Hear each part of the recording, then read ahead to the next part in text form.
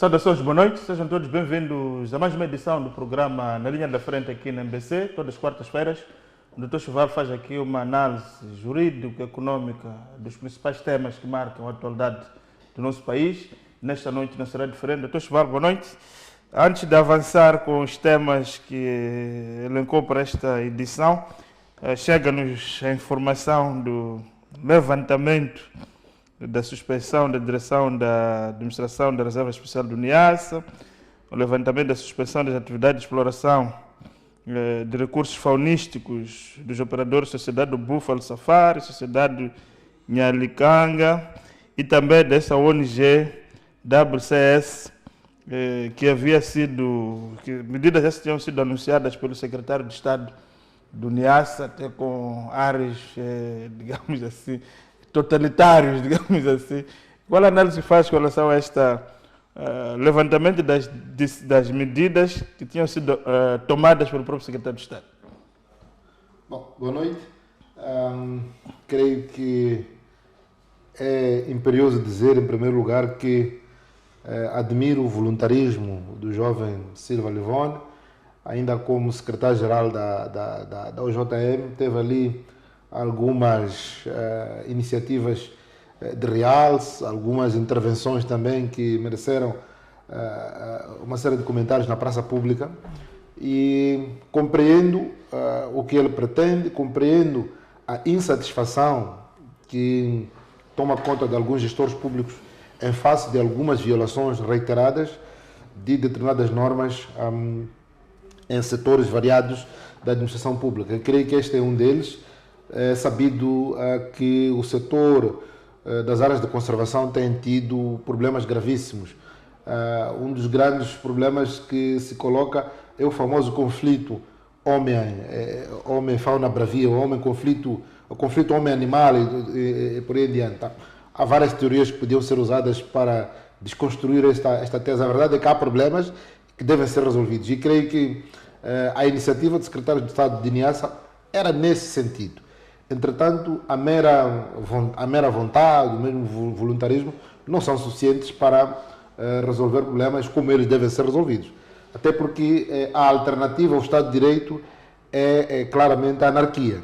E não podemos, por mais que nós tenhamos vontade clara de assim abraçar iniciativas de resolução de problemas, não podemos escolher a anarquia como um modelo para resolver problemas. Quer dizer, estaremos aqui numa verdadeira selva jurídica em que ninguém respeita, em nome, muitas das vezes, do interesse público ou da necessidade de resolver problemas. Portanto, é preciso, sim, e isso impõe-se aos gestores públicos, resolver problemas. Como dizia o presidente Agostinho de Neto, o mais importante é resolver os problemas do povo. Entretanto, essa resolução tem regras, e é exatamente o que nós vimos aqui.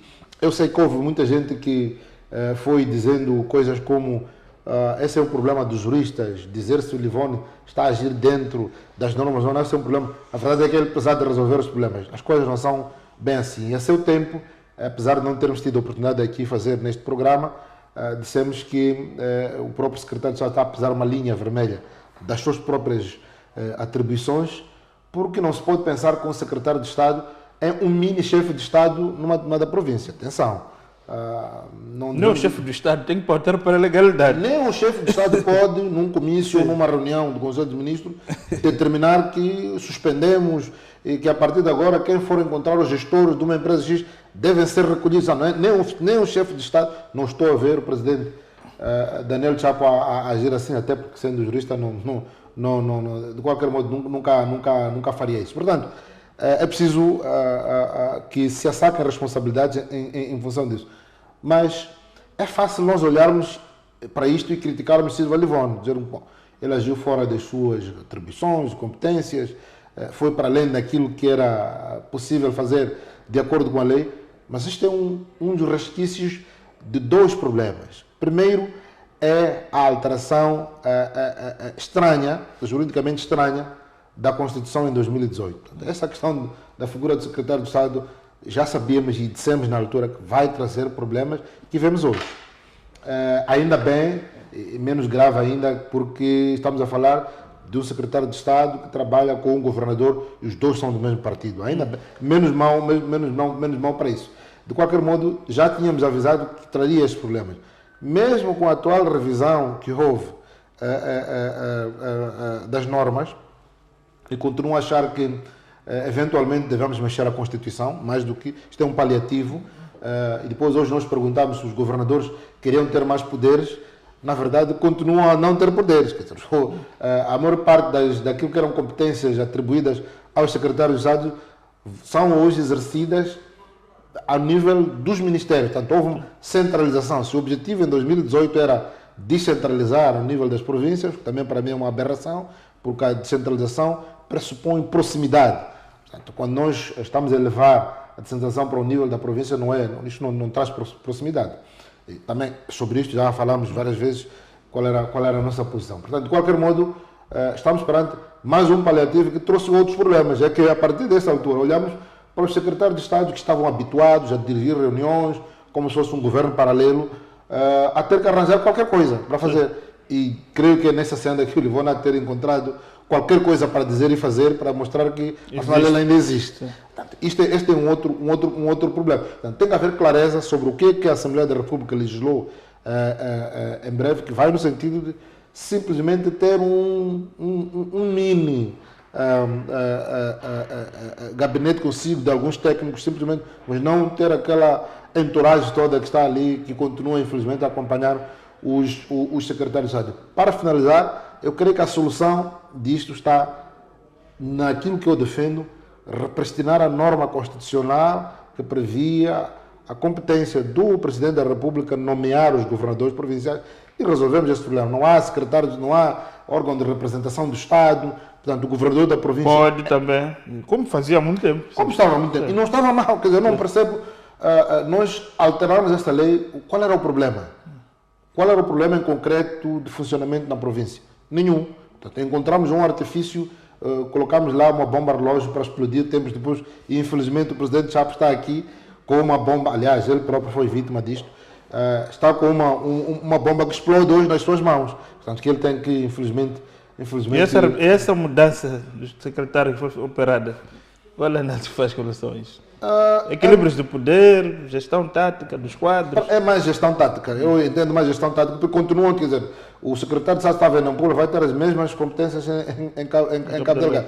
É verdade também, não devemos ignorar aqui, que quem via percebia que entre o secretário de Estado, por exemplo, em Nampula, e o governador provincial, não havia ali uma troca de rebuçados. Obviamente que diariamente, na imprensa e não só, havia troca de recados. Portanto, estava claro que aquela relação nunca iria ser profícua. Também, por isso que eu digo que é uma questão de alteração tática. Creio que vamos ver como é que isto vai acontecer agora em Cabo Delgado, como é que vai acontecer em Inhambane e por aí dentro. Bom, vamos ver.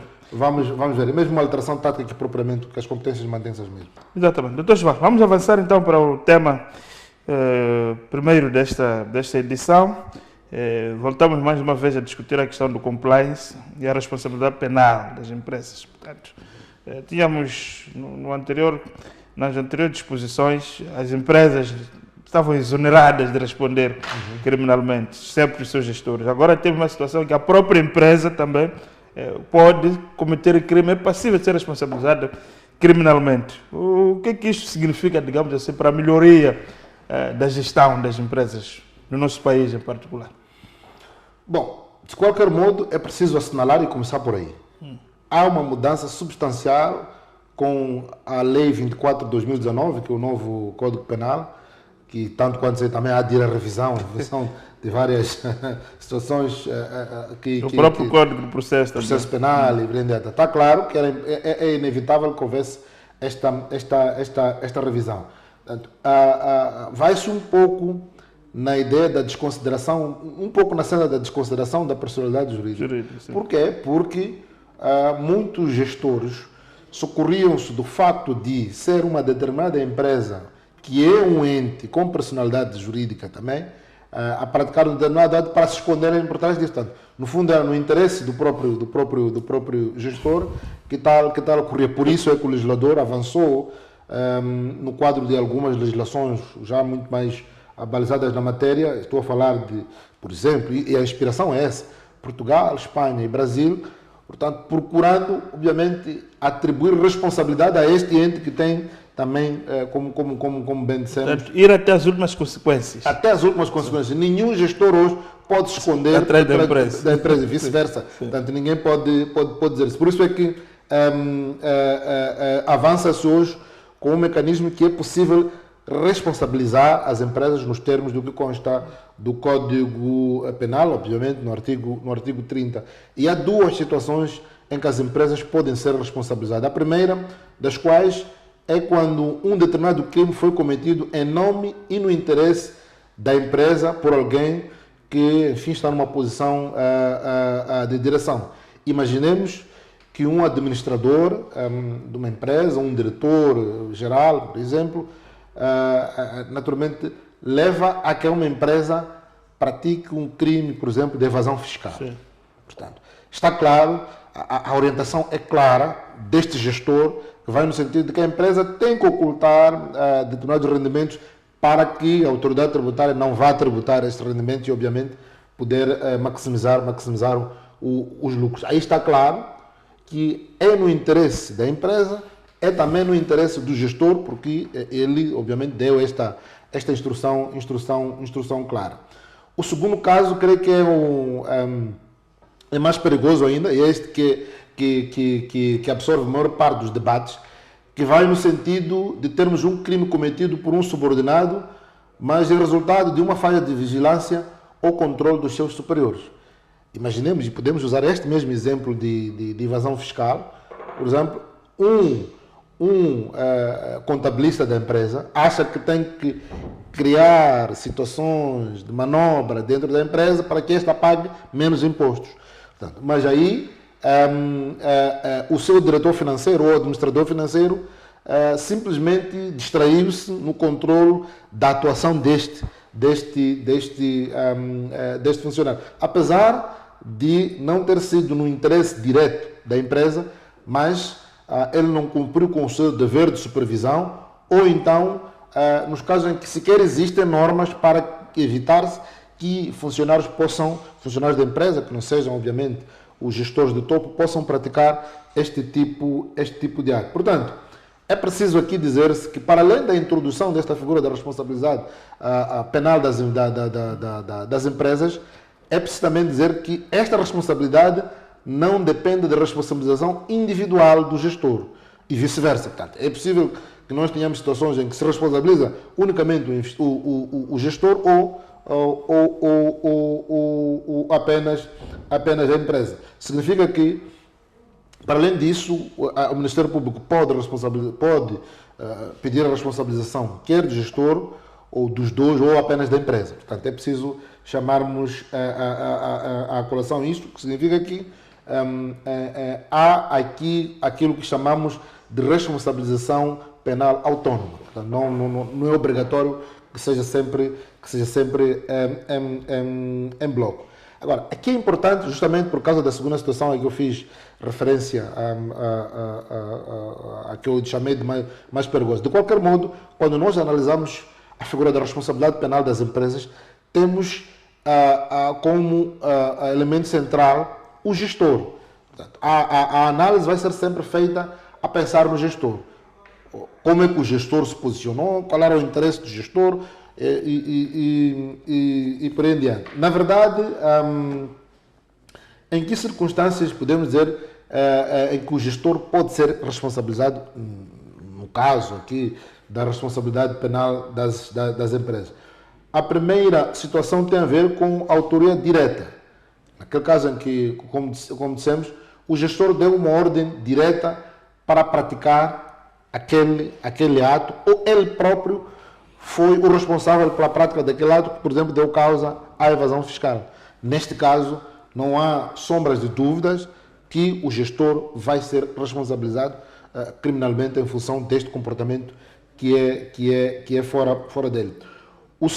A segunda situação é da comparticipação, em que o gestor sabia o que estava a acontecer, sabia o que a empresa estava a armar, aprovou esta atuação, mas mais do que isso, facilitou também, ou facilitou a prática deste ato que é criminoso. Portanto, aí também o gestor vai ser responsabilizado. O terceiro é aquele que, enfim, tem trazido muitos debates, aquele que eventualmente também em sede de responsabilização, em sede de processo, vai trazer um pouco mais de debate. É o caso da omissão, ou seja, o gestor tinha a obrigação de impedir e não impediu. E muitas das vezes este é daqueles casos que surpreende os gestores em sede de um processo crime. Levanta-se um processo crime contra a empresa, enfim, e no fim o gestor vê-se responsabilizado e pergunta, mas porquê? Justamente que ele tinha a obrigação de evitar aquele resultado e nada fez. Isto quando se prova que a empresa, por exemplo, tem instrumentos que visam prevenir a prática destes factos todos. Portanto, podemos dizer que a lei impõe ao gestor um dever de garantia sobre o que se passa na sua organização. É papel do gestor. Isto aqui é fundamental chamar a minha atenção. Não basta que ele diga que delegou determinadas responsabilidades para alguém. Por exemplo, o administrador financeiro não pode dizer que delegou o diretor financeiro ou o contabilista, o que quer que seja, para pensar que vai se livrar. A pergunta que vai ser feita é: o senhor sabia da possibilidade de tal ocorrer? Existiam mecanismos para saber ou para evitar que tal facto pudesse ocorrer? Significa que teríamos uma situação em que, por exemplo, um diretor-geral não implementa sistema de controle interno e existem normas, a empresa tem normas de controle interno e o diretor pouco faz para se implementar, ou nada sequer faz para se implementar essas normas de controle interno, e o subordinado, usando desta deficiência toda, vai praticar, por exemplo, uma evasão fiscal. Portanto, isto é particularmente interessante. E a questão é saber como é que se gera, por exemplo, a defesa, do ponto de vista tático, como é que se gera a defesa quando quer a empresa e o gestor são acusados em simultâneo. E aqui é preciso chamar a atenção que quando se está em tribunal, nem sempre os interesses convergem.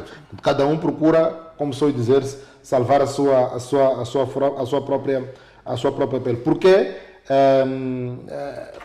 a empresa há de normalmente dizer que o gestor agiu fora daquilo que são as suas instruções.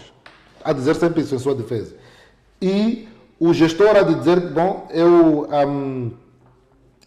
simplesmente cumpri com aquilo que são as diretrizes da empresa. Portanto, é assim que temos feito. As normas da empresa dizem que é assim que nós devemos proceder. É por isso que quando nós temos situações em que quer a empresa e o gestor são acusados no mesmo processo, normalmente não é avisado que tenham ambos o mesmo advogado. Senão, o advogado fica naquela situação sem saber a quem defender. De qualquer modo, o mais importante, e este é um instrumento que permite às empresas separar as águas, não é?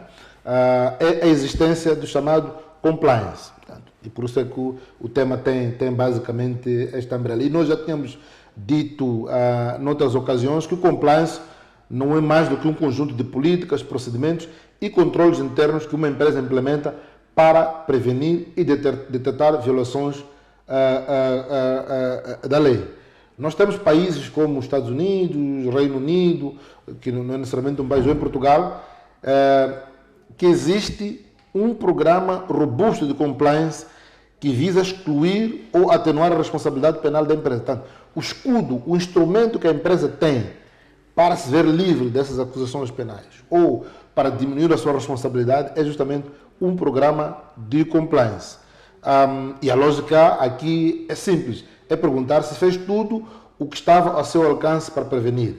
E a empresa vai dizer que não pode ser punida como se tivesse encomendado o crime. Portanto, a empresa vai dizer, olha, nós ao nível da empresa temos todos os instrumentos, os funcionários conhecem, os gestores conhecem esses instrumentos e sabem que, por exemplo, a nossa política não prevê situações de evasão fiscal. Entretanto, o gestor, o funcionário, agiu à margem das instruções. E a empresa tudo fez para que se evitasse este resultado. De qualquer modo, é preciso também, nós chamamos de atenção aqui, e já tínhamos feito em outras ocasiões, que Moçambique não tem, digamos, uma norma ou uma lei específica que fale do compliance. Sequer tem uma obrigação clara às empresas de avançarem para o compliance. O que nós temos hoje são iniciativas fugazes de algumas empresas que várias vezes contratam com entes estrangeiros que vêm de países em que a aplicação das normas de compliance é quase que obrigatória, ou se não mesmo obrigatória, do ponto de vista legal, e, portanto, elas sempre exigem que haja esta conformidade. O único setor, diríamos que tem exigências formais claras, é o setor financeiro. Olhamos para o aviso número 10/2024 do Governador do Banco de Moçambique, que estabelece diretrizes claras relativas ao combate ao branqueamento de capitais. Neste caso, para os bancos, por exemplo, é obrigatório que as empresas, que os bancos tenham estes instrumentos de compliance. Por isso é que, de tempos em tempos, temos estado a ver várias comunicações de sancionamento de empresas, ou seja, dos bancos ou instituições financeiras ligadas ao fraco desempenho no branqueamento de capitais. Portanto, de qualquer modo, a verdade é que quando uma empresa fora do setor financeiro não tem essas regras de compliance, não vai ser sancionada como tal, mas a apetência para ela contratar num determinado quadro é muito reduzida. Eu poderia dar, mesmo para finalizar, alguns exemplos práticos de como é que isto opera. Começamos, por exemplo, num caso de uma empresa que faz a subfaturação. E aí percebemos que, por exemplo, há essa subfaturação que é feita pelo departamento financeiro sem o CEO, o diretor-geral ou qualquer administrador delegado ter conhecimento. E aí perguntamos quem é que responde. E aí temos que olhar, pelo menos, se existiam instrumentos de controle ou os tais instrumentos de compliance. E aí é preciso perguntar se o CEO fez o controle que tinha que se fazer, se o diretor financeiro agiu ou não contra instruções expressas da empresa. E neste caso, a empresa pode não responder nem ao CEO. Portanto, é preciso perceber tudo isto. Agora, se o CEO delegou e não fez supervisão, aí obviamente por omissão ele vai ser responsabilidade. A segunda situação é de uma empresa que suborna um funcionário público para obter uma licença. Aí está claro que a empresa, por exemplo, vamos lá, quando um diretor comercial diz que, olha, nós temos que atingir determinado resultado, custe o que custar. Portanto, os fins justificam os meios.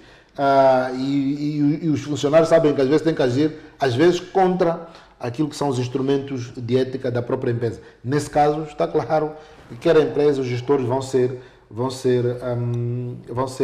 sancionados. Há casos dos gestores intermediários, e aí, obviamente, a situação é um pouco mais difícil, em que um gestor intermediário, por exemplo, sabe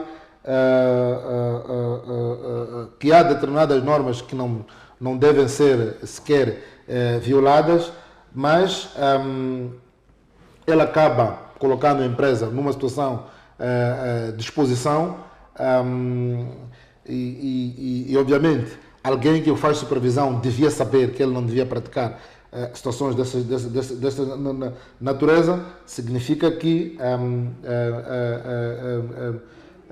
aí olhamos para a empresa que também, obviamente, vai, por omissão, como sou a dizer, vai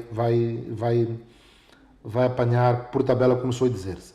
Agora, finalmente, o que as empresas moçambicanas têm que fazer para evitar situações de responsabilização penal? Primeiro, é preciso ter políticas, em primeiro lugar. Em segundo, é preciso documentar essas políticas, ordens, procedimentos que a empresa faz e sempre por escrito. Segundo, é preciso garantir uma verdadeira supervisão. Não basta delegar sem supervisionar. Se eu delego e não faço a supervisão, sou pelo menos nos casos um conivente na prática destes funcionários delegados. Terceiro, é preciso agir. Sempre que houver uma irregularidade, é preciso agir de imediato e documentar esta reação. Portanto, não basta dizer nós fizemos tudo o que era possível, sabíamos que o funcionário estava a agir de modo adverso, entretanto, fizemos tudo o que era possível, mas não documentamos. Portanto, é extremamente importante ter presente esse aspecto. Portanto, essas seriam as situações que se colocam às empresas para evitar cair nessa situação toda. Certo. Doutor João, então vamos obedecer o nosso intervalo, voltamos na segunda parte para dar sequência à nossa conversa desta noite. Não sai daí, até já.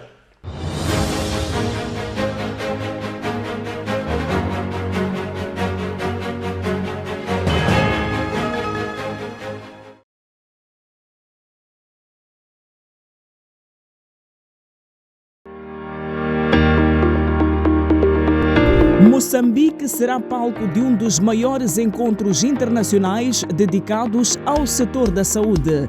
A Mozambique Medical Expo 2026, segunda edição. Um evento que vai reunir instituições governamentais, hospitais, clínicas privadas, distribuidores de equipamentos médicos, especialistas e investidores nacionais e internacionais. Uma verdadeira plataforma de exposição, debate, inovação, investimento e networking, promovendo novas oportunidades e parcerias para o desenvolvimento do setor da saúde em Moçambique. Nos dias 28 e 29 de outubro de 2026, no Hotel Glória. Uma parceria Saluten e Grupo MBC, parceiros de mídia, MBC TV e Banca e Seguros, parceiro institucional, Governo de Moçambique. Parceiros.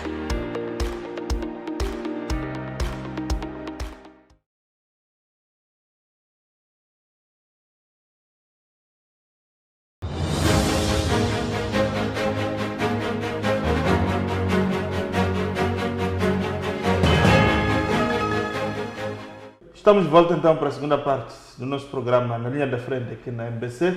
Nesta segunda parte, Dr. Chuval, vamos avançar para a outra questão que tem estado em voga nos últimos tempos. Tem que ver com esta febre, digamos assim, da renegociação dos chamados contratos de concessão que tem acontecido, principalmente na área das infraestruturas. E sempre coloca-se muitas questões, até no quadro dessa questão da segurança jurídica do investimento. E a questão que se coloca muitas vezes, o Estado, recorrendo ao seu uso império, ameaça as empresas, ou negocia, ou o Estado pode tomar outro tipo de medidas. Uma das figuras jurídicas, obviamente, que é importante aqui percebermos, é a questão da modificação unilateral do contrato. Como é que isso funciona? Temos um contrato de concessão, é óbvio que todo contrato é um acordo de vontades, de partes, é possível ser revisto, mas há limites, entre eles ao nível da lei e sobretudo da Constituição. Como é que olha para esse debate que está aqui muito aceso na nossa praça política? Bom, duas notas para iniciar. A primeira é acompanharmos o discurso presencial, que vai no sentido de se falar da necessidade do alcance da independência econômica. Infelizmente, boa parte dos contratos de concessão que existem, que era na área, não é só na área dos hidrocarbonetos e tantos outros, podemos falar das estradas, há tantos contratos que nós temos aqui, foram desenhados numa perspectiva quase que desesperada de atrair investimento e fomos ignorando alguns factos que eventualmente se repercutem passados 20 anos. Não é? Isto é importante ter presente. O segundo aspecto tem que ver com a crescente necessidade e o papel que a autoridade tributária tem tido no sentido de aumentar as receitas. É uma pressão que existe, sobretudo porque estamos perante uma situação quase que de chantagem dos parceiros de cooperação, em que quando vêm para fazer, enfim, aquilo que se chama de apoio, tem as suas exigências. Sim. E cada vez mais Moçambique é obrigado a poder depender mais de si que propriamente de parceiros para financiar a sua própria balança de pagamento. Portanto, isto tudo é preciso nós percebermos a questão da alteração unilateral dos contratos neste prisma. Este é o contexto que nós temos hoje em Moçambique. O alcance da independência econômica, o alargamento da base tributária e não só, também maximização das receitas fiscais. Portanto, nós temos a ideia, e esta é a visão presidencial que se vende, e os moçambicanos têm estado a comprar, felizmente com cada vez mais a cuidado, no sentido de olharmos para os nossos recursos, olharmos para os contratos que existem e vermos como é que eles podem contribuir cada vez mais para a melhoria da balança de pagamentos de Moçambique. Agora, isto não pode ignorar um aspecto essencial. O Estado é o Estado, e nesses contratos de concessão, que no fundo são contratos híbridos, por duas razões. A primeira é que há obrigações de parte a parte, algo chamado pacta sunt servanda. Cada uma das partes tem a obrigação de cumprir com aquilo que acordou, aquilo que escreveram. Portanto, não é um mero exercício de soberania do Estado.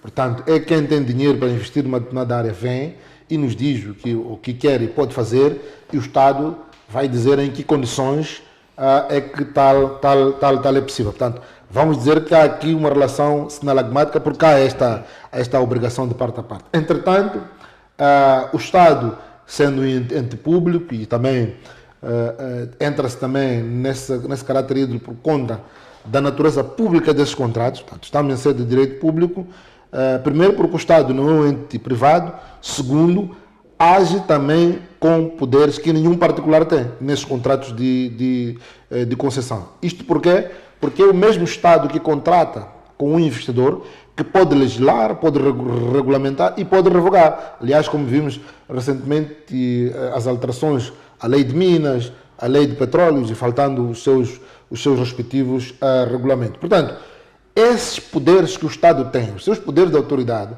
não desaparecem porque há um contrato de partes. Portanto, isto é um facto.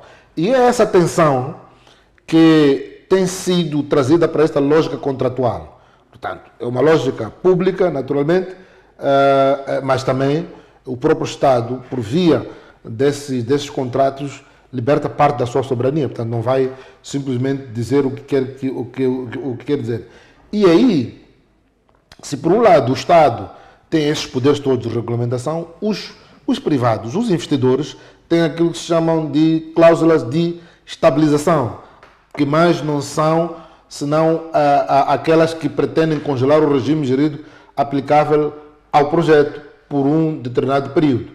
Portanto, as empresas dizem que, ok, eu aceito as condições atuais, mas quero, por exemplo, uma garantia de que durante o período de execução deste contrato, ou durante um certo período na execução do contrato, não vou ser surpreendido com novas regras do próprio contrato. E imaginemos alguém que faz um investimento de 20 anos, ele não está à espera que haja alterações ex-abruptos. Portanto, é por isso que eles fazem esses estudos todos e vêm, olha, Moçambique, pelo menos me garante, tem as chamadas cláusulas, e cada vez isto é obrigatório. É verdade que nós temos hoje um regime próprio, temos leis próprias, e às vezes se discute, por exemplo, se nós estamos, Moçambique como país está no regime da civil law, depois temos o chamado os países da common law. No fundo, nós sabemos que hoje muitos destes regimes estão diluídos. Portanto, já é difícil eu discutir um pouco isso. Imaginemos que eu tenha um contrato com o Estado, eu esteja a representar o Estado, e tenha um contrato de concessão com uma empresa estrangeira, não é? Que está na common law. E define às vezes que a arbitragem vai ser em Dubai ou em Londres. E sabemos que Londres, por exemplo, é um país da common law e da lei aplicável da common law. Portanto, não vou pedir eu, advogado moçambicano, que tudo seja feito em subordinação ao regime moçambicano. Portanto, hoje em dia, este debate é quase que diluído, ou seja, os técnicos, os advogados têm cada vez mais conhecer essas duas realidades e saber operar obviamente nela. A questão que se coloca é como é que isto, a nível do direito substantivo, a nível do direito adjetivo, mas do direito substantivo somos quase todos obrigados. Aliás, o que nós analisamos hoje a nível dos contratos tem sido essa mescla. De qualquer modo, essas cláusulas de estabilização não são absolutas. Portanto, não vamos aqui dizer que por conta de um contrato o Estado vai ficar de mãos atadas. E aí onde surge essa ideia de Moçambique não só renegociar os termos dos contratos, mas também alterar naqueles casos em que há necessidade ou a possibilidade de renovação. Agora, e temos que perceber que de 2025 para cá há um conjunto de alterações. Temos o pacote fiscal que foi aprovado ano passado, temos hoje a lei de minas e a lei de petróleo, que, por exemplo, foram aprovadas, e certamente teremos alterações ao nível das PPPs, parcerias público-privadas. Isso tudo vai levar a que também haja um pouco de flexibilização dessas cláusulas de estabilização. Portanto, o que significa que, de qualquer modo, quando haja, e a pergunta que pode-se colocar é isso, se o Estado pode ou não, este é o tema, alterar unilateralmente as cláusulas contratuais. A pergunta é essa absurda, como eu disse antes. Não é pelo facto de existirem cláusulas de estabilização que o Estado perde o seu poder soberano. Aliás, dissemos no princípio que o Estado tem a possibilidade de legislar, regulamentar e até de revogar. Ou seja, apesar de existirem chamadas cláusulas de estabilização, isto não pode ser um motivo para amarrar o Estado. O Estado pode, entretanto, isto tem custos, nomeadamente o ter que indemnizar este concessionário em face das alterações que o Estado faz. Portanto, não podemos ver hoje como um problema o facto de Moçambique querer renegociar uma série de cláusulas contratuais. Aliás, a autoridade tributária fê-lo, por via deste pacote fiscal que foi aprovado em 2025, todo mundo, não sei por que razão, criou a sensação de que aquele regime era simplesmente para atacar os agentes da M-Pesa, a MOL ou M-Cash, quando na verdade o objetivo central é atacar até esta área do setor extrativo. Até por falar nisso, há um trabalho que a nível de escritório estamos a desenvolver sobre a tributação do setor extrativo. Creio que dentro em breve vamos convidar a quem crescer para apresentar este trabalho. Portanto, é uma questão fundamental em que há este conflito cada vez mais entre o poder do Estado, os poderes da autoridade do Estado nesses contratos de concessão, as cláusulas de estabilização. Portanto, aí há no fundo a necessidade de cada uma das partes ceder um pouco isso. Significa que o Estado pode sim rever estas cláusulas unilateralmente, só tem que indemnizar, e há aí duas situações. Agora, olhamos para um contrato de concessão e nos perguntamos que poderes é que o Estado tem nesse contrato de concessão. São três poderes fundamentais que o Estado tem num contrato de concessão. O primeiro é o poder de modificação unilateral, chamado, os juristas gostam muito de usar o latim, já chamamos de ius variandi, portanto, o poder de variar os termos do contrato. E o Estado pode usar razões de interesse público sem olhar para outra parte. O Estado pode dizer, eu preciso, por exemplo, de maximizar os meus ganhos neste projeto. É um interesse público. Não tenho, por exemplo, a assistência do FMI, do Banco Mundial, ou os parceiros de cooperação que por aqui andavam e financiavam diretamente o Orçamento Geral do Estado, já não estão, portanto, eu preciso disso. Então, vamos supor que o Estado tem a necessidade de resolver uma série de problemas que não resolve no atual regime, obviamente, que pode usar esta alteração, evocando sempre o interesse público. Naturalmente, é preciso fundamentar este interesse público, porque, por exemplo, se houver um conflito que for parar ao tribunal ou à arbitragem, naturalmente o Estado tem que estar preparado para demonstrar que esse interesse público existe. Depois, o Estado também pode operar a chamada rescisão unilateral. pode pôr ao fim um contrato de concessão antes do prazo. Portanto, o Estado não se pode amarrar o facto de dizer que, bom, temos aí um contrato, desde que ele, por exemplo, veja, suponhamos que o concessionário não está a agir dentro do contrato, isto permite que o Estado possa rescindir, mas também pode, como disse, evocar o interesse público para tal. E o terceiro poder que o Estado tem, apesar de ser parte no contrato, tem a faculdade de fiscalizar e dirigir toda a execução do contrato. Portanto, por isso é que nós dizemos que os contratos de concessão, no fundo, estão ali numa fronteira, não são peixe nem carne, muitas das vezes. Agora, a questão é se o Estado tem o poder de controlar. Quem é que faz esse controle? Em princípio, são os tribunais. Portanto, mas na prática nós sabemos como é que é o nosso sistema judiciário, que é ineficiente em toda a sua linha. E mesmo quando se trata de situações em que é chamado Tribunal Administrativo, sabemos que há uma série de dificuldades, para além do elevado volume processual que o Tribunal Administrativo tem hoje. Portanto, podemos dizer que há situações dessa natureza. Um outro aspecto importante, quando estamos a falar da questão do controle, é que nós não temos, apesar de existir um decreto, o chamado decreto da contratação pública, então, toda a contratação pública é feita com base no decreto 79/2022, de 30 de dezembro, que é o chamado regulamento da contratação pública, que está em vigor desde por aí 2023, em março, finais de março, a dizer isso. Então, não temos uma lei aprovada pela Assembleia da República que tem outro. Isto é importante, chamar a atenção à necessidade de existência ou não de uma lei da Assembleia da República. Por quê? Porque quando se está em face de um contrato de concessão, quem representa o Estado é o Governo. Sim. É o Governo, é o próprio Governo que aprova as regras dessa contratação pública. Diferentemente de uma situação em que estamos diante da Assembleia da República, que não é um poder executivo, portanto está ali até para fiscalizar a atividade do Executivo, está em melhores condições hoje para dizer se determinadas normas deste regime de contratação pública estão ou não em vigor. Neste caso temos a própria parte que negocia uma concessão a ser ela própria definir as regras de jogo, embora a regra central seja o contrato de concessão, portanto sempre vem em regime subsidiário. Agora, é verdade que o Estado tem esses poderes todos de regulamentação, de controle, de rescisão, mas há limites. E a Constituição é que fixa limite. No fundo, podemos olhar para o artigo 56 da Constituição, que fala, dentre outros, o direito de propriedade. Vamos supor que no âmbito de uma concessão haja ali propriedade, há proteção quanto a isso. O artigo 82, que fala da expropriação sem justa indemnização. Portanto, e veremos um pouco mais à frente. O artigo 3 fala do Estado de Direito, ou seja, em que o Estado vai agir com base na lei e também no princípio de proporcionalidade.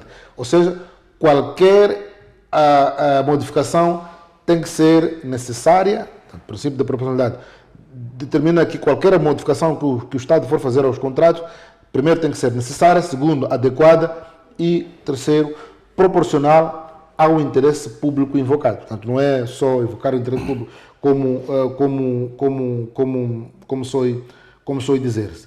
Portanto, podemos dizer que, apesar de existirem estas possibilidades do Estado alterar unilateralmente, há um conjunto de normas que ainda assim continuam a proteger o investidor, como nós vimos anteriormente, e naturalmente estamos a falar da Constituição. Também ao nível do direito internacional, existem instrumentos de proteção do investidor, nomeadamente chamados acordos de promoção e proteção de investimento, que Moçambique assinou com vários países, e muitas das vezes tem determinado que, em face da existência de acordos dessa natureza, o instrumento de controle que existe são os tribunais arbitrais e não os tribunais internos. Agora, de qualquer modo, é preciso termos presente sempre que houver uma alteração unilateral dos contratos, E, naturalmente, em função destes limites que nós fazemos referência, há consequências desse fato. Portanto, o Estado, é verdade que não pode continuar amarrado às chamadas cláusulas de estabilização, entretanto, há consequências que devem ser sacadas em face disso. Primeiro, é preciso olhar para a legitimidade das alterações desses contratos. É preciso que o Estado primeiro prove que há um interesse público real e a medida é proporcional. Portanto, primeira situação, há alteração e o Estado prova tudo isso. E aí, qual é a consequência que nós temos? É que a empresa vai ter direito ao reequilíbrio econômico-financeiro da concessão. Ou seja, estamos a falar de uma indemnização que o Estado tem que pagar para garantir a restauração do equilíbrio original. No caso, estamos a falar de uma situação de claro interesse público. Depois, há aquelas situações em que o Estado, apesar de ter esse poder, mas não se prova existir proporcionalidade, tampouco o interesse público, ou seja, é daquelas que nós chamamos de alterações arbitrárias ou desproporcionais. O que acontece? Isto chama a colação aquilo que se chama de expropriação indireta. Alguém dizia que, por exemplo, no caso da Mozart, o que o Estado pretendia era uma espécie de uma expropriação indireta, ou seja, dizer que as regras mudaram e o que tem que acontecer daqui em diante é isto, e que em função da alteração vai resultar necessariamente no controle do Estado moçambicano daquele empreendimento. Portanto, alguém dizia que, obviamente, eu tenho uma outra posição e poderia discutir um pouco isso, mas alguém dava esse exemplo. E em função disto, quando não há essa proporcionalidade, não há legitimidade, não há interesse público provado, estamos a falar do direito que tem o investidor a uma indemnização integral, incluindo os lucros cessantes, ou seja, aquilo que era suposto ter como ganho se não tivesse ocorrido esta expropriação. Portanto, quando assim é e quando o Estado, por sua iniciativa, não faz essa compensação nessas duas circunstâncias, a primeira, como eu disse, para garantir reequilíbrio, e outra, que garante até os lucros cessantes, o que acontece é que isto vai calhar sempre ao nível do litígio, e como em função desses acordos que o Estado vai assinando e dos contratos em si, o que vai acontecer é sempre pararmos a arbitragem. Agora, que é preciso chamar a atenção que a arbitragem tem os seus custos, e continuamos a dizer isso, e nem sempre o Estado moçambicano está em condições não só de suportar os custos de arbitragem, mas também ter a expertise necessária para conduzir um processo que garanta a defesa dos interesses. É raro, dos processos de arbitragem que eu tenho estado a acompanhar contra o Estado, sempre perdemos. Infelizmente. Até aqui ainda não vi me recordo de um processo arbitral em que o Estado. Portanto, é preciso também usarmos esta experiência para evitarmos ir à arbitragem. E quando assim é, naturalmente, temos que conversar antes. Portanto, eu defendo que o Estado moçambicano tem que evitar no máximo ir à arbitragem. Embora também isto tenha sido usado como instrumento de chantagem. Primeiro, porque esses concessionários não têm a mesma responsabilidade que tem o Estado moçambicano, por exemplo, de pagar salários, de cumprir uma série de obrigações para com os seus cidadãos, mas mais do que sabem que eles estão calejados nestes processos todos. Daí, vai daí que uma das questões que a gente sempre fala aqui é a necessidade que o Estado moçambicano tem de investir no capital humano. Portanto, para encerrar, podíamos dizer que, apesar do Estado de ter soberania na execução desses contratos, mas não pode ser ao nível da arbitrariedade. Tem regras, tem normas, as normas internas e o direito internacional, obviamente, que defendem também o investidor. Isto não significa que o Estado tem que ficar amarrado às chamadas cláusulas de estabilização. Mas, de qualquer modo, a questão central que o Estado tem que olhar sempre é procurar resolver os conflitos de forma amistosa antes que estes possam desembocar na arbitragem. E quando assim é, obviamente, são os tais custos que nós fazemos referência aqui. Então, Chivar, muito obrigado por essas notas. E essa questão da renegociação dos contratos, vamos continuar aqui a acompanhar, porque quer-me parecer que é uma das marcas deste ciclo da independência econômica e, obviamente, muitos dos contratos continuarão a ser objeto, obviamente, de acesos debates aqui na nossa praça. Então, para si, caro telespectador e internauta que nos acompanhou, muito obrigado pela vossa audiência. Nós voltamos na próxima quarta-feira. Boa noite, até lá.